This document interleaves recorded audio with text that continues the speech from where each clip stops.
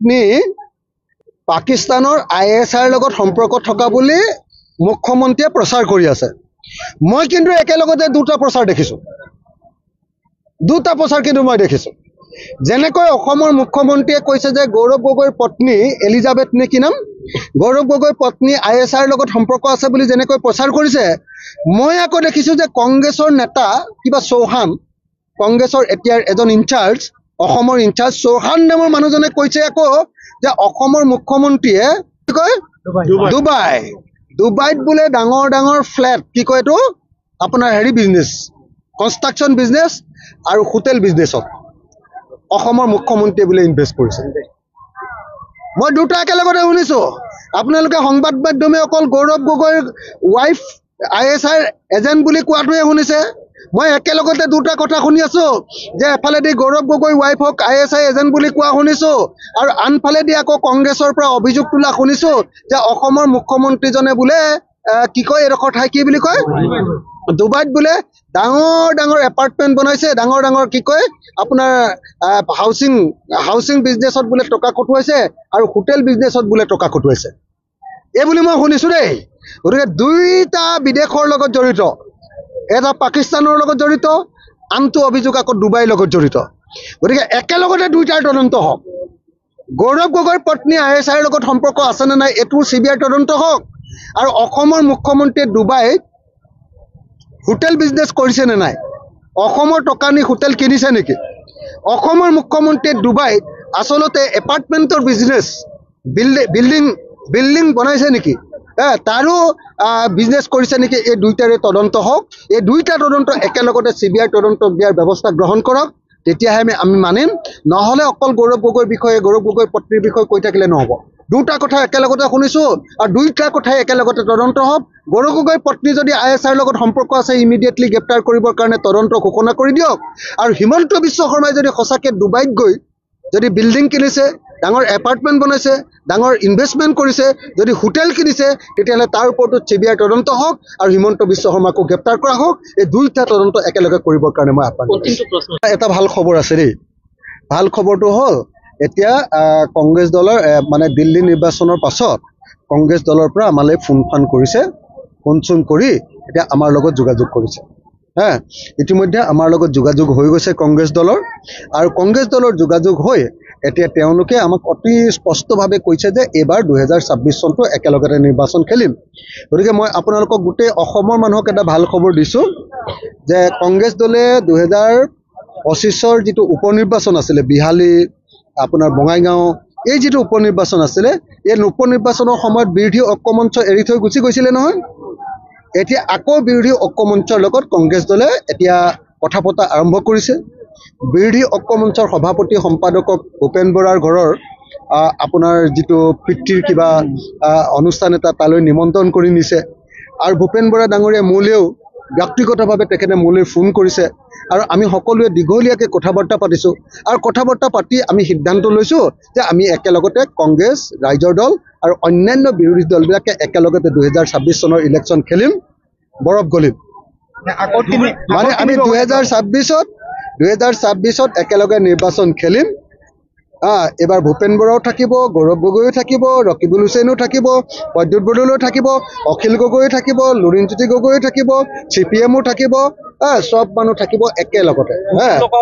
দৰকাৰ হ'লে এইবিলাক সংখ্যালঘুৰ সমষ্টি, গতিকে দৰকাৰ হ'লে আমি বন্ধুত্বমূলক ইলেকশ্যন খেলিম। যদি কোনোবা চিট দিয়াৰ ক্ষেত্ৰত অসুবিধা হয়, যদি দিগদাৰ হয়, তেতিয়াহ'লে বন্ধুত্বপূৰ্ণভাৱে খেলিম। ইয়াততো বিজেপি জিকিব নোৱাৰে, আমিয়ে জিকিম, হয় ৰাইজৰ দল জিকিব, নহ'লে কংগ্ৰেছ জিকিব। গতিকে আমি ইয়াতে বন্ধুত্বপূৰ্ণ ইলেকশ্যনত অৱতীৰ্ণ হ'ম। গতিকে নিশ্চিন্ত থাকিব, এইবাৰ আমাৰ কোনো চিন্তা নাই। 2026 চনত আমি বিজেপিক হৰুৱামেই। মই আপোনালোকক সংকল্প লৈ, মই শপত লৈ আপোনালোকক কৈছোঁ, আপোনালোকৰ এই অঞ্চলৰ মুছলমান মানুহে যদি AIDFক ভোট নিদিয়ে, আমি উজনি অসমৰ মানুহেও আমি বিজেপিক ভোট নিদিওঁ। গৌৰৱ গগৈৰ পত্নী পাকিস্তানৰ ISIৰ লগত সম্পৰ্ক থকা বুলি মুখ্যমন্ত্ৰীয়ে প্ৰচাৰ কৰি আছে। মই কিন্তু একেলগতে দুটা প্ৰচাৰ দেখিছোঁ। দুটা প্ৰচাৰ কিন্তু মই দেখিছোঁ। যেনেকৈ অসমৰ মুখ্যমন্ত্ৰীয়ে কৈছে যে গৌৰৱ গগৈৰ পত্নী এলিজাবেথ নে কি নাম, গৌৰৱ গগৈ পত্নী ISR লগত সম্পৰ্ক আছে বুলি যেনেকৈ প্ৰচাৰ কৰিছে, মই আকৌ দেখিছোঁ যে কংগ্ৰেছৰ নেতা কিবা চৌহান, কংগ্ৰেছৰ এতিয়াৰ এজন ইনচাৰ্জ, অসমৰ ইনচাৰ্জ চৌহান নামৰ মানুহজনে কৈছে আকৌ যে অসমৰ মুখ্যমন্ত্ৰীয়ে কি কয় ডুবাইত বোলে ডাঙৰ ডাঙৰ ফ্লেট, কি কয় এইটো আপোনাৰ বিজনেছ, কনষ্ট্ৰাকশ্যন বিজনেছ আৰু হোটেল বিজনেছত অসমৰ মুখ্যমন্ত্ৰীয়ে বোলে ইনভেষ্ট কৰিছে। মই দুটা একেলগতে শুনিছোঁ। আপোনালোকে সংবাদ মাধ্যমে অকল গৌৰৱ গগৈৰ ৱাইফ ISR এজেণ্ট বুলি কোৱাটোৱে শুনিছে। মই একেলগতে দুটা কথা শুনি আছোঁ যে এফালেদি গৌৰৱ গগৈ ৱাইফক ISR এজেণ্ট বুলি কোৱা শুনিছোঁ আৰু আনফালেদি আকৌ কংগ্ৰেছৰ পৰা অভিযোগ তোলা শুনিছোঁ যে অসমৰ মুখ্যমন্ত্ৰীজনে বোলে কি কয় এডোখৰ ঠাই কি বুলি কয় ডুবাইত বোলে ডাঙৰ ডাঙৰ এপাৰ্টমেণ্ট বনাইছে, ডাঙৰ ডাঙৰ কি কয় আপোনাৰ হাউচিং বিজনেছত বোলে টকা কটোৱাইছে আৰু হোটেল বিজনেছত বোলে টকা কটোৱাইছে, এই বুলি মই শুনিছোঁ দেই। গতিকে দুইটা বিদেশৰ লগত জড়িত, এটা পাকিস্তানৰ লগত জড়িত, আনটো অভিযোগ আকৌ ডুবাইৰ লগত জড়িত। গতিকে একেলগতে দুইটাৰ তদন্ত হওক। গৌৰৱ গগৈৰ পত্নী ISR লগত সম্পৰ্ক আছেনে নাই এইটো CBI তদন্ত হওক, আৰু অসমৰ মুখ্যমন্ত্ৰীয়ে ডুবাইত হোটেল বিজনেছ কৰিছে নে নাই, অসমৰ টকা নি হোটেল কিনিছে নেকি, অসমৰ মুখ্যমন্ত্ৰীয়ে ডুবাইত আচলতে এপাৰ্টমেণ্টৰ বিজনেছ বিল্ডিং বনাইছে নেকি, তাৰো বিজনেছ কৰিছে নেকি, এই দুইটাৰে তদন্ত হওক। এই দুইটা তদন্ত একেলগতে CBI তদন্ত দিয়াৰ ব্যৱস্থা গ্ৰহণ কৰক, তেতিয়াহে আমি মানিম। নহ'লে অকল গৌৰৱ গগৈৰ বিষয়ে, গৌৰৱ গগৈৰ পত্নীৰ বিষয়ে কৈ থাকিলে নহ'ব। দুটা কথা একেলগতে শুনিছোঁ আৰু দুইটা কথাই একেলগতে তদন্ত হওক। গৌৰৱ গগৈৰ পত্নী যদি ISR লগত সম্পৰ্ক আছে ইমিডিয়েটলি গ্ৰেপ্তাৰ কৰিবৰ কাৰণে তদন্ত ঘোষণা কৰি দিয়ক। আৰু হিমন্ত বিশ্ব শৰ্মাই যদি সঁচাকৈ ডুবাইত গৈ যদি বিল্ডিং কিনিছে, ডাঙৰ এপাৰ্টমেণ্ট বনাইছে, ডাঙৰ ইনভেষ্টমেণ্ট কৰিছে, যদি হোটেল কিনিছে, তেতিয়াহ'লে তাৰ ওপৰতো CBI তদন্ত হওক আৰু হিমন্ত বিশ্ব শৰ্মাকো গ্ৰেপ্তাৰ কৰা হওক। এই দুইটা তদন্ত একেলগে কৰিবৰ কাৰণে মই আহ্বান কৰিছোঁ। এটা ভাল খবৰ আছে দেই। ভাল খবৰটো হ'ল এতিয়া কংগ্ৰেছ দলৰ মানে দিল্লী নিৰ্বাচনৰ পাছত কংগ্ৰেছ দলৰ পৰা আমালৈ ফোন কৰিছে, ফোন কৰি এতিয়া আমাৰ লগত যোগাযোগ কৰিছে। ইতিমধ্যে আমাৰ লগত যোগাযোগ হৈ গৈছে কংগ্ৰেছ দলৰ, আৰু কংগ্ৰেছ দলৰ যোগাযোগ হৈ এতিয়া তেওঁলোকে আমাক অতি স্পষ্টভাৱে কৈছে যে এইবাৰ 2026 চনটো একেলগতে নিৰ্বাচন খেলিম। গতিকে মই আপোনালোকক গোটেই অসমৰ মানুহক এটা ভাল খবৰ দিছোঁ যে কংগ্ৰেছ দলে 2025ৰ যিটো উপনিৰ্বাচন আছিলে, বিহালী আপোনাৰ বঙাইগাঁও, এই যিটো উপনিৰ্বাচন আছিলে, এই উপনিৰ্বাচনৰ সময়ত বিৰোধী ঐক্যমঞ্চ এৰি থৈ গুচি গৈছিলে নহয়। এতিয়া আকৌ বিৰোধী ঐক্যমঞ্চৰ লগত কংগ্ৰেছ দলে এতিয়া কথা পতা আৰম্ভ কৰিছে। বিৰোধী ঐক্যমঞ্চৰ সভাপতি সম্পাদকক ভূপেন বৰাৰ ঘৰৰ আপোনাৰ যিটো পিতৃৰ কিবা অনুষ্ঠান এটা তালৈ নিমন্ত্ৰণ কৰি নিছে, আৰু ভূপেন বৰা ডাঙৰীয়া মোলৈও ব্যক্তিগতভাৱে তেখেতে মোলৈ ফোন কৰিছে, আৰু আমি সকলোৱে দীঘলীয়াকৈ কথা বাৰ্তা পাতিছোঁ। আৰু কথা বাৰ্তা পাতি আমি সিদ্ধান্ত লৈছোঁ যে আমি একেলগতে কংগ্ৰেছ, ৰাইজৰ দল আৰু অন্যান্য বিৰোধী দলবিলাকে একেলগতে 2026 চনৰ ইলেকশ্যন খেলিম, বৰফ গলিম। মানে আমি 2026ত একেলগে নিৰ্বাচন খেলিম। এইবাৰ ভূপেন বৰাও থাকিব, গৌৰৱ গগৈও থাকিব, ৰকিবুল হুছেইনো থাকিব, প্ৰদ্যুৎ বৰদলৈও থাকিব, অখিল গগৈও থাকিব, লুৰিণজ্যোতি গগৈও থাকিব, CPMও থাকিব, চব মানুহ থাকিব একেলগতে। দৰকাৰ হ'লে এইবিলাক সংখ্যালঘুৰ সমষ্টি, গতিকে দৰকাৰ হ'লে আমি বন্ধুত্বমূলক ইলেকশ্যন খেলিম। যদি কোনোবা চিট দিয়াৰ ক্ষেত্ৰত অসুবিধা হয়, যদি দিগদাৰ হয়, তেতিয়াহ'লে বন্ধুত্বপূৰ্ণভাৱে খেলিম। ইয়াততো BJP জিকিব নোৱাৰে, আমিয়ে জিকিম, হয় ৰাইজৰ দল জিকিব, নহ'লে কংগ্ৰেছ জিকিব। গতিকে আমি ইয়াতে বন্ধুত্বপূৰ্ণ ইলেকশ্যনত অৱতীৰ্ণ হ'ম। গতিকে নিশ্চিন্ত থাকিব, এইবাৰ আমাৰ কোনো চিন্তা নাই। 2026 চনত আমি BJPক হৰুৱামেই। মই আপোনালোকৰ সংকল্প লৈ, মই শপত লৈ আপোনালোকক কৈছোঁ, আপোনালোকৰ এই অঞ্চলৰ মুছলমান মানুহে যদি AIDFক ভোট নিদিয়ে, আমি উজনি অসমৰ মানুহেও আমি BJPক ভোট নিদিওঁ। গৌৰৱ গগৈৰ পত্নী পাকিস্তানৰ ISR লগত সম্পৰ্ক থকা বুলি মুখ্যমন্ত্ৰীয়ে প্ৰচাৰ কৰি আছে। মই কিন্তু একেলগতে দুটা প্ৰচাৰ দেখিছোঁ, মই দেখিছোঁ। যেনেকৈ অসমৰ মুখ্যমন্ত্ৰীয়ে কৈছে যে গৌৰৱ গগৈৰ পত্নী এলিজাবেথ নে কি নাম, গৌৰৱ গগৈৰ পত্নী ISR লগত সম্পৰ্ক আছে বুলি যেনেকৈ প্ৰচাৰ কৰিছে, মই আকৌ দেখিছোঁ যে কংগ্ৰেছৰ নেতা কিবা চৌহান, কংগ্ৰেছৰ এতিয়াৰ এজন ইনচাৰ্জ, অসমৰ ইনচাৰ্জ চৌহান নামৰ মানুহজনে কৈছে আকৌ যে অসমৰ মুখ্যমন্ত্ৰীয়ে কি কয় ডুবাইত বোলে ডাঙৰ ডাঙৰ ফ্লেট, কি কয় এইটো আপোনাৰ বিজনেছ, কনষ্ট্ৰাকশ্যন বিজনেছ আৰু হোটেল বিজনেছত অসমৰ মুখ্যমন্ত্ৰীয়ে বোলে ইনভেষ্ট কৰিছে। মই দুটা একেলগতে শুনিছোঁ। আপোনালোকে সংবাদ মাধ্যমে অকল গৌৰৱ গগৈৰ ৱাইফ ISI এজেণ্ট বুলি কোৱাটোহে শুনিছে।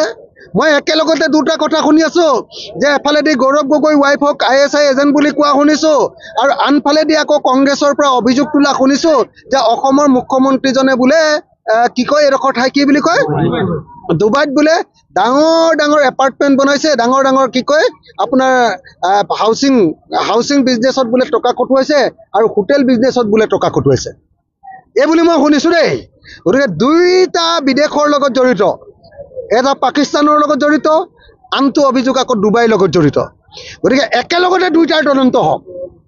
গৌৰৱ গগৈৰ পত্নী ISIৰ লগত সম্পৰ্ক আছেনে নাই এইটো CBI তদন্ত হওক, আৰু অসমৰ মুখ্যমন্ত্ৰীয়ে ডুবাইত হোটেল বিজনেছ কৰিছে নে নাই, অসমৰ টকা নি হোটেল কিনিছে নেকি, অসমৰ মুখ্যমন্ত্ৰীয়ে ডুবাইত আচলতে এপাৰ্টমেণ্টৰ বিজনেছ বিল্ডিং বনাইছে নেকি, তাৰো বিজনেছ কৰিছে নেকি, এই দুইটাৰে তদন্ত হওক। এই দুইটা তদন্ত একেলগতে CBI তদন্ত দিয়াৰ ব্যৱস্থা গ্ৰহণ কৰক, তেতিয়াহে আমি মানিম। নহ'লে অকল গৌৰৱ গগৈৰ বিষয়ে, গৌৰৱ গগৈৰ পত্নীৰ বিষয়ে কৈ থাকিলে নহ'ব। দুটা কথা একেলগতে শুনিছোঁ আৰু দুইটা কথাই একেলগতে তদন্ত হওক। গৌৰৱ গগৈৰ পত্নী যদি ISIৰ লগত সম্পৰ্ক আছে ইমিডিয়েটলি গ্ৰেপ্তাৰ কৰিবৰ কাৰণে তদন্ত ঘোষণা কৰি দিয়ক। আৰু হিমন্ত বিশ্ব শৰ্মাই যদি সঁচাকৈ ডুবাইত গৈ যদি বিল্ডিং কিনিছে, ডাঙৰ এপাৰ্টমেণ্ট বনাইছে, ডাঙৰ ইনভেষ্টমেণ্ট কৰিছে, যদি হোটেল কিনিছে, তেতিয়াহ'লে তাৰ ওপৰতো CBI তদন্ত হওক আৰু হিমন্ত বিশ্ব শৰ্মাকো গ্ৰেপ্তাৰ কৰা হওক। এই দুইটা তদন্ত একেলগে কৰিবৰ কাৰণে মই আহ্বান কৰিছোঁ। এটা ভাল খবৰ আছে দেই। ভাল খবৰটো হ'ল এতিয়া কংগ্ৰেছ দলৰ মানে দিল্লী নিৰ্বাচনৰ পাছত কংগ্ৰেছ দলৰ পৰা আমালৈ ফোন কৰিছে, ফোন কৰি এতিয়া আমাৰ লগত যোগাযোগ কৰিছে। ইতিমধ্যে আমাৰ লগত যোগাযোগ হৈ গৈছে কংগ্ৰেছ দলৰ, আৰু কংগ্ৰেছ দলৰ যোগাযোগ হৈ এতিয়া তেওঁলোকে আমাক অতি স্পষ্টভাৱে কৈছে যে এইবাৰ 2026 চনটো একেলগতে নিৰ্বাচন খেলিম। গতিকে মই আপোনালোকক গোটেই অসমৰ মানুহক এটা ভাল খবৰ দিছোঁ যে কংগ্ৰেছ দলে 2025ৰ যিটো উপ নিৰ্বাচন আছিলে, বিহালী আপোনাৰ বঙাইগাঁও, এই যিটো উপ নিৰ্বাচন আছিলে, এই উপ নিৰ্বাচনৰ সময়ত বিৰোধী ঐক্যমঞ্চ এৰি থৈ গুচি গৈছিলে নহয়। এতিয়া আকৌ বিৰোধী ঐক্যমঞ্চৰ লগত কংগ্ৰেছ দলে এতিয়া কথা পতা আৰম্ভ কৰিছে। বিৰোধী ঐক্যমঞ্চৰ সভাপতি সম্পাদকক ভূপেন বৰাৰ ঘৰৰ আপোনাৰ যিটো পিতৃৰ কিবা অনুষ্ঠান এটা তালৈ নিমন্ত্ৰণ কৰি নিছে, আৰু ভূপেন বৰা ডাঙৰীয়া মোলৈও ব্যক্তিগতভাৱে তেখেতে মোলৈ ফোন কৰিছে, আৰু আমি সকলোৱে দীঘলীয়াকৈ কথা বাৰ্তা পাতিছোঁ। আৰু কথা বাৰ্তা পাতি আমি সিদ্ধান্ত লৈছোঁ যে আমি একেলগতে কংগ্ৰেছ, ৰাইজৰ দল আৰু অন্যান্য বিৰোধী দলবিলাকে একেলগতে 2026 চনৰ ইলেকশ্যন খেলিম, বৰফ গলিম। মানে আমি 2026ত একেলগে নিৰ্বাচন খেলিম। এবাৰ ভূপেন বৰাও থাকিব, গৌৰৱ গগৈও থাকিব, ৰকিবুল হুছেইনো থাকিব, প্ৰদ্যুৎ বৰদলৈও থাকিব, অখিল গগৈও থাকিব, লুৰিণজ্যোতি গগৈও থাকিব, CPMও থাকিব, চব মানুহ থাকিব একেলগতে। দৰকাৰ হ'লে এইবিলাক সংখ্যালঘুৰ সমষ্টি, গতিকে দৰকাৰ হ'লে আমি বন্ধুত্বমূলক ইলেকশ্যন খেলিম। যদি কোনোবা চিট দিয়াৰ ক্ষেত্ৰত অসুবিধা হয়, যদি দিগদাৰ হয়, তেতিয়াহ'লে বন্ধুত্বপূৰ্ণভাৱে খেলিম। ইয়াততো BJP জিকিব নোৱাৰে, আমিয়ে জিকিম। হয় ৰাইজৰ দল জিকিব, নহ'লে কংগ্ৰেছ জিকিব। গতিকে আমি ইয়াতে বন্ধুত্বপূৰ্ণ ইলেকশ্যনত অৱতীৰ্ণ হ'ম। গতিকে নিশ্চিন্ত থাকিব, এইবাৰ আমাৰ কোনো চিন্তা নাই। 2026 চনত আমি BJPক হৰুৱামেই। মই আপোনালোকক সংকল্প লৈ, মই শপত লৈ আপোনালোকক কৈছোঁ, আপোনালোকৰ এই অঞ্চলৰ মুছলমান মানুহে যদি AIDFক ভোট নিদিয়ে, আমি উজনি অসমৰ মানুহেও আমি BJPক ভোট নিদিওঁ।